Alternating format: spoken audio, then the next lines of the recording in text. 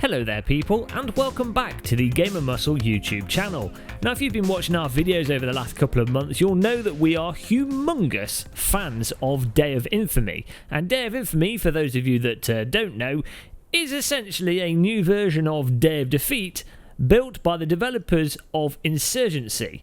Now when Day of Infamy first came out, it was basically a World War II themed Insurgency, along with some of the maps from the original Day of Defeat and a couple of aspects of the gameplay. But, crucially, as they've developed each patch, the game has evolved and transformed very much into its own beast. And each patch that's come out, the beast has become more and more desirable and more sexy. It's kind of like Beauty and the Beast, only the beast is a sexy part, not Emma Watson. And the March the 17th update, which was the last major update, which has already been patched a few times actually, is no exception. They've added new content in the form of additional voice acting, massive improvements to the art, the lighting. They've applied the invasion game mode to Foy, Crete and Ortana. They've done a complete overhaul of the user interface, both inside of the actual game launch screen, but also the in-game UI with a new scoreboard, new spectator UI. Basically, just an absolute ton of polish. But really, and the actual honest reason why we produce this video, the most important part of the update, the most spectacular, the most mind-blowing, the most universally shattering feature in this update is that they've added new dead cows. Needless to say, Day of Infamy has taken up a good couple of hours of our weekend. Quite frankly, I should be filling up bottles of urine and throwing them in the developer's direction because we haven't got as much sleep as we really needed.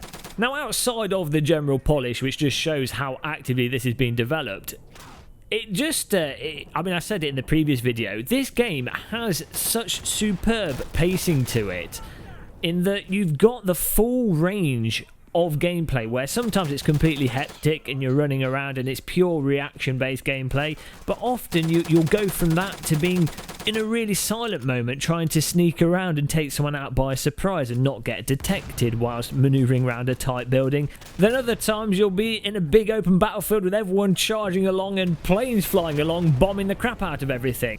It just feels absolutely fantastic and super immersive to play. And it's one of the first games I've played, aside from the very original Day of Defeat, where you would have mortars or big explosions coming in from plane bombing runs that occasionally are called in by your teammates or the other team. But when they do happen, there's warning for you on the ground, and there's the opportunity for you to get into cover and avoid it. Conversely, when you play many other games that have this airstrike mechanic in it, it's often unavoidable as a player to get killed by it. Either it's instantaneous, or there's no sound warning, or there's just not enough cover to avoid it. So rather than it being, as I say, incredibly frustrating as it is in other games, it just adds to the sense of you feeling as if you're actually in World War II and just gives you more pressure. And it's not relentless. That's another crucial thing. If you play the Battlefield games, for example, it's just relentless, constant barrage of sound and noise, and none of it seems to really relate to anything in particular. Whereas with Day of Infamy, the sound is really useful. Things like footsteps are really easy to determine where people are from their footsteps whilst you're in a building with them, with different floor surfaces making different noises. So you can tell if there's a person above you, which really builds tension again, because you're like, oh, there's a German above me, I better sneak around carefully. And then you can decide if you're going to walk and not make any noise. So that whole dynamic, again, just builds tension and expectation of what's about to happen, and gives you far more dynamic gameplay than if you've just got this barrage of noise and constant screaming that's not really related to anything, and everyone just runs around from point to point, charging in, seeing how many kills you can get. It's as if a lot of modern games, I mean, I said this partly in our last video about this, but a lot of modern games, it's as if they're designed for kids that have just had too much ice cream at the ice cream van and just want that complete hyperactive dubstep gameplay, which is fine. You know, I like a bit of Quake 3 Arena, although mind you, actually Quake 3 Arena did have good strategy to it, but I can understand and appreciate that hyperactive type of gameplay, and there's a place for it, but not all the time. Now, another really nice thing about this, apologies, we're just saying good things and gushing over this. I'll make a really depressing video after this to balance things out. But another thing that I really like about this is that though the graphics are quite nice, you do have to admit it does look somewhat cut down, and there's not a lot of objects on the screen, and it's not as densely packed with foliage and buildings and all the other gubbins that you might expect from modern shooters, as we nearly shoot a teammate. Now, in some ways, yeah, this looks less realistic than reality, but a huge benefit of having more minimal environments is that there's less clutter there to again get in the way of the gameplay, and it means you can more easily identify where an enemy might be, which then makes it less likely that you're going to get a surprise shot from some random corner somewhere from someone that's camping. It also means it's a lot easier to work out the maps, it's a lot easier to navigate the maps, and then it's a lot easier to actually direct your teammates through them and work as a team through those maps using cover effectively. The simple fact is, with video games, you don't have the environmental awareness and movement control that you do in reality. So for 2D games played with a keyboard and mouse, personally, I think it's much better having cut down environments. And you'll notice historically the best maps that were, or the most played maps in Team Fortress, Unreal Tournament and Counter-Strike tend not to be ones that have a load of shit all over the place.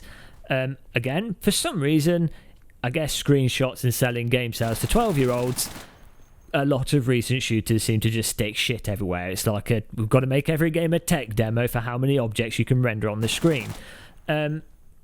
Fortunately, the developers here have thought, what's actually fun gameplay, and they've stuck with that and done it in a way where actually a lot of the maps still have enough detail to them that you don't feel like you're playing in Legoland.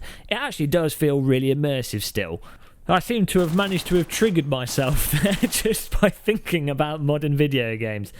So outside of that, what other positives are there with this? Well, the recent game modes and the general tweaks have improved the nature of progression through the maps, and what this has captured really well is, for those of you familiar with Red Orchestra, especially not necessarily the recent version of Red Orchestra 2, but the original Red Orchestra had some really good mod maps on it, and occasionally, depending on who was playing on servers and how well things worked out, you would have really epic progressive battles through the maps that had really nice pacing to them, where you'd be charging through and you genuinely feel as if you're in an army on a push through these maps. Now, Day of Infamy doesn't have any maps that are on that scale in terms of size and complexity, but it does do that in a more focused way on its smaller maps with some of its game modes, and it can be really, really satisfying pushing through the map and the whole team actually working together, and you end up with people using cover on both sides of the map and all moving, and you just get this sense of momentum.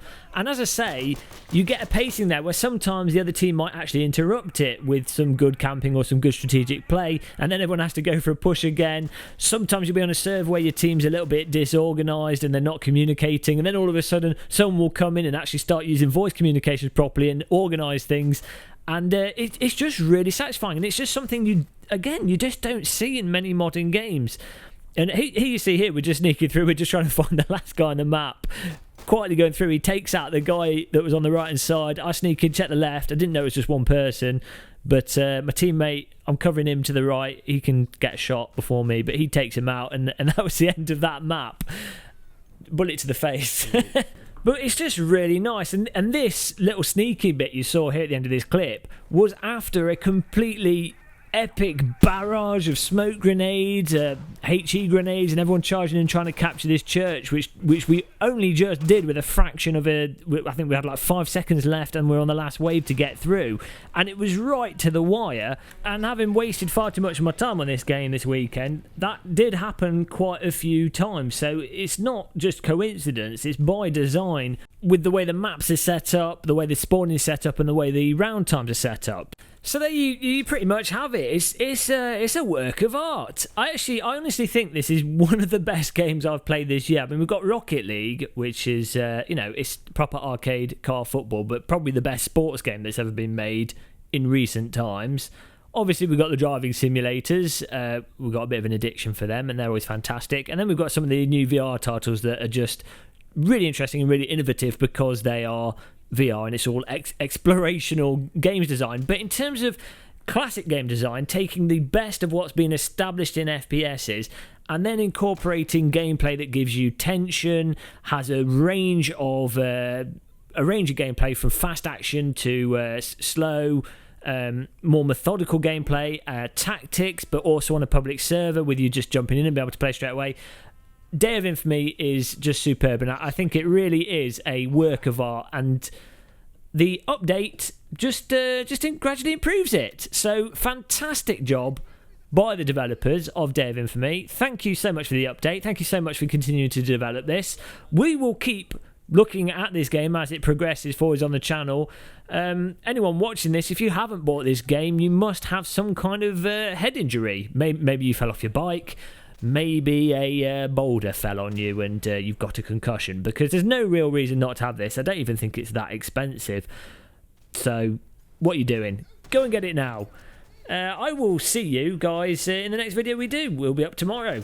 Those that click the subscribe button will be approximately 15% more accurate whilst playing FPSs, so do that right away. Click the like button as well, and feel free to harass me in the comment section. People often do. Goodbye, everybody.